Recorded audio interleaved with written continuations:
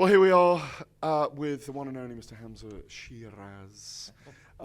Did you win any awards on Saturday night? And if not, why? No, why not? I don't know, but I was handing them out. I saw you handing them out, actually. Did you enjoy that? Yeah, it was alright. It was Oscars for boxing. Yeah, do you know what I mean? My first presenter debut. Well, do you know what? I think that they were preparing you for when you actually receive Yeah, one. So they're hopefully. thinking, what we do is we're priming him up, we get him used to the stage, Yeah, get him up there, a bit like the development of a boxer, getting him to But it was where he needs to get to. It's added motivation for winning awards next year. Yeah, absolutely, you know what I mean? mate. So it's all good, man. Look, you've done it in your own career, haven't you? Yeah. That whole development going and choosing the fights at the right time. Yeah. Now we get the big one, February the 22nd, That's an Carlos award. Adames. Yeah, exactly. Yeah, absolutely. And the biggest award you can get in boxing, the WBC, the green belt. The green and gold belt, the one Come on, one I've been dreaming of ever since an 8-year-old kid, and now it's in touching distance. The dream becomes a reality.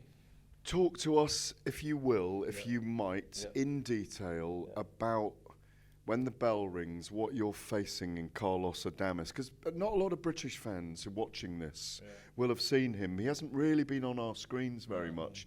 Tell us what he is as a fighter. Strong, physical, switch hitter. Fast. He does everything. He does everything well. He's more experienced than me.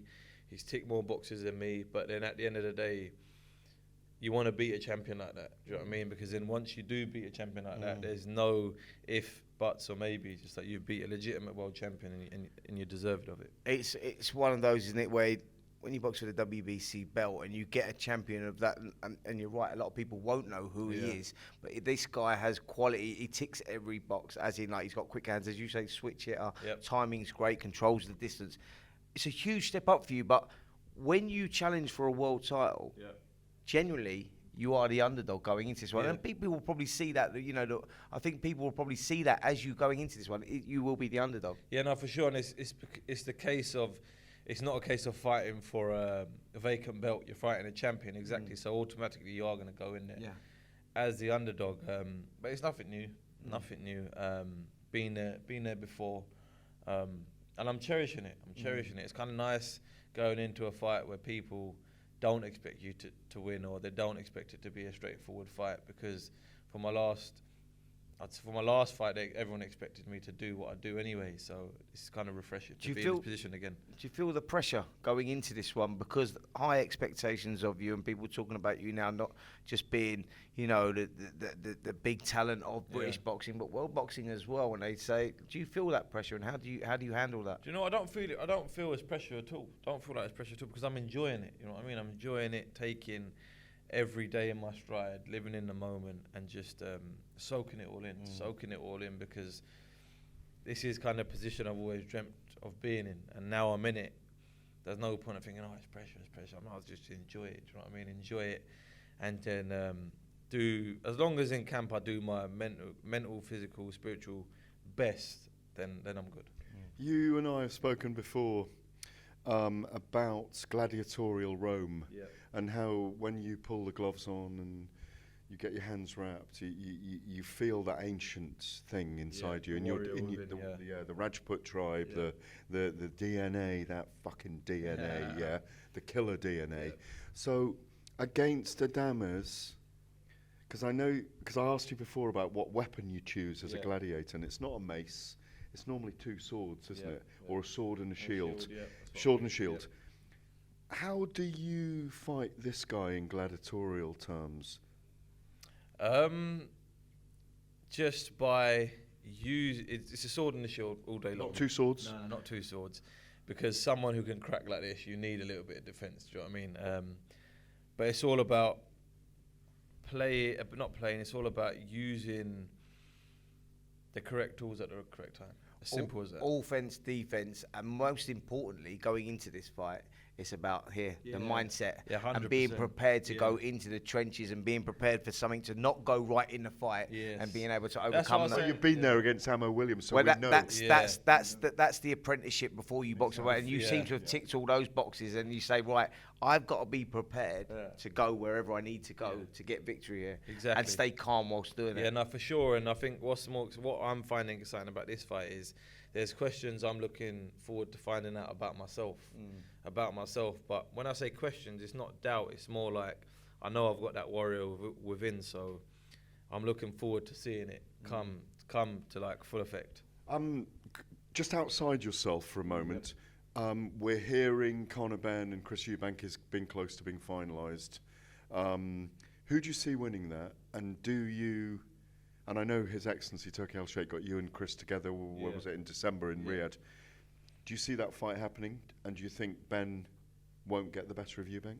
I think Conor Benn beats Eubank, but I kind of need Eubank to win. Do you know what I mean? For myself, from a selfish perspective, I need him to win. Because you want to fight him? Yeah, exactly. Would it be the first defence if you win that, or when you win that WBC title? Is that someone that you would choose? 100%. 100%. As long as obviously everyone's okay with it, it'd be that. I mean, why not? It'd be the biggest fight for me next in boxing, and I haven't got long left in the 160-pound division, so it's not me going on about taking certain defences. It's all about just fighting the big fights. Sure. And it lines up because obviously your Feb 22, we don't know the exact date, but April 26 is being touted. So if Chris Eubank does win, maybe it does work out as a summer fight. Yep. It's a stadium, isn't it? Yeah, it could be. It could be for sure. And I mean, hopefully at the Emirates. Do you know what I mean? That'd be a massive dream of mine. Not White Hart Lane, no. Nah. But yeah, let's see what happens. We're all Gunners here, aren't we? No, I'm a Tottenham man. Oh, dear. Yeah, sorry about that. I knew why we were around it. Oh dear. No, but I've got a mad story, and I won't bore the people with it about Arsenal. My whole family are Arsenal. By the way. I'm not a big football fan, and this is why I'm not a big football fan, because my second favourite team is Arsenal. Is that weird? No. Don't judge me on that. Don't judge me on that. Final couple of questions, because you've got to do a ton of interviews today. I want to ask, I want to get to the depth inside you, what it means to you that you are one of Turki Al-Sheikh's ambassadors for the Riyadh season. You're an exemplary man, a young man still, but so mature. Do you want to carry something as a world champion to inspire a generation, if you like? 100%. It's not, the position I'm in now is not just about being a world champion. It's about being a man of the people. Do you know what I mean? Being a man of the people, being a positive role model, being a positive influence. And you hear that chucked around so loosely nowadays. You know what I mean? People say it, but they don't actually act upon it. Yeah. But yeah, I'm getting the opportunities to act upon it. And just doing what I do. You know, I'm doing what I do and just becoming a man of the people. Do you know what? We got to say goodbye to you right now, but every time we sit next to this guy, I can't believe he's a middleweight. It just freaks me out, by the way. How is he ever a super welterweight? And where does it end? It freaks me out. Heavyweight? Listen, you conduct yourself so well, mate. And I've got to say quickly before we go off this interview, I've never not seen you in a whistle, man. This is the first time I've seen you like... All right. Back to America, yeah? Perfect. Cool. Brilliant. Enjoy. We'll see you in February. Yeah, best of luck, my man. Best of luck.